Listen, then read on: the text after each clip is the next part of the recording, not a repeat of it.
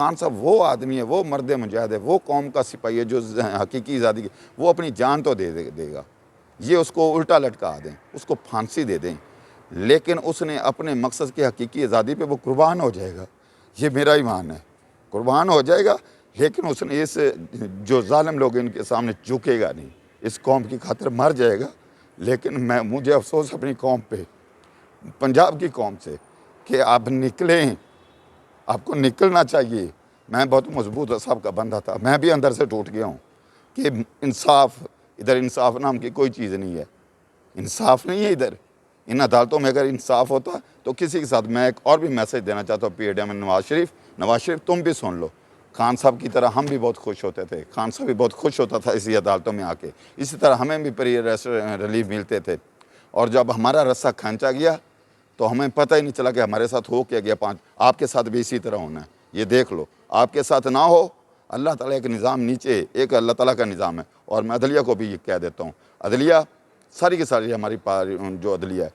یہ ہماری fundamental right کی محافظ ہے، اس نے ہمارے حقوق کا تحفظ کرنا ہے، اور ایک عدالت اللہ تعالیٰ کی بھی ہے۔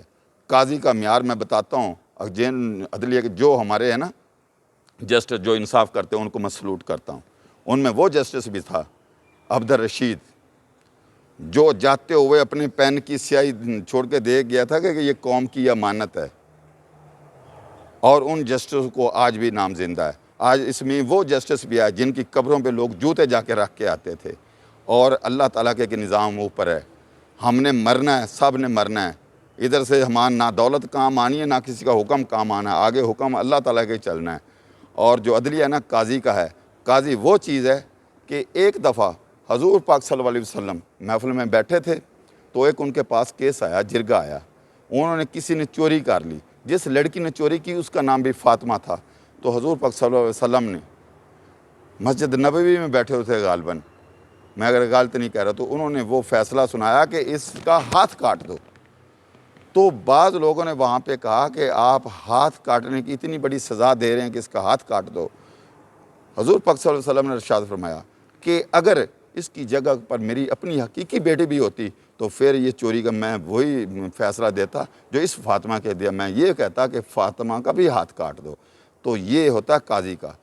قاضی صاحبان، آپ کان کھول کے سن لیں، ایک اللہ تعالیٰ کی عدالت میں سب سے پہلے آپ نے ادھر جانا ہے، ادھر حساب بھی دینا ہے، ادھر آپ کے پاس کوئی نہیں ہوگا، نہ کسی کا حکم آئے گا، نہ کسی کو یہ آپ کی دولت کام آئے گی، نہ ادھر کی شہرت کام آئے گی، ہم سب نے مرنا ہے، ہم زندگی گزار چکے ہیں۔ میں آپ کو ایک اور بتا، جو سب کی آپ کی عمر ہے، جتنے جسٹس صاحبان ہیں، آپ کی عمر 60 سال سے اباو ہے، 60 سال سے اباو ہے۔ جب 60 سال کی عمر میں بندہ جاتا ہے تو بندہ ایک بچے کی مانند ہو جاتا ہے، جیسے بچے کا لڑکپن 10 5 7 سال کی عمر میں ہوتا ہے،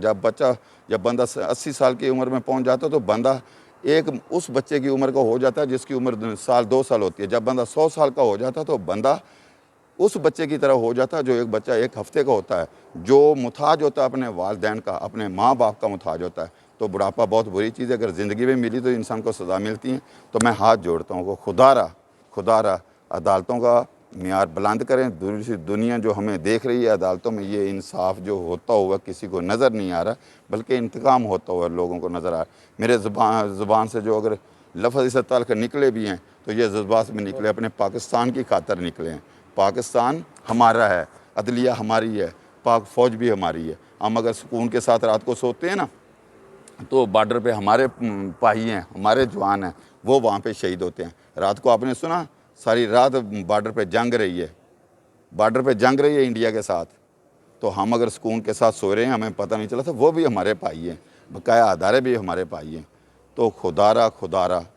اپنے ادارے کے اپنے ادارے کی عزت بنائیں تاکہ دنیا اور سارے عزت کریں ہماری۔ اگر میرے سے کوئی غلطی گستاخی ہوئی ہے ان جذبات میں، اس کی میں جس کس کی بھی دل آزاری اس میں ہوئی ہے، میں اس سے معذرت خواہ ہوں۔ پاکستان زندہ باد، پاک فوج زندہ باد، عدلیہ زندہ باد۔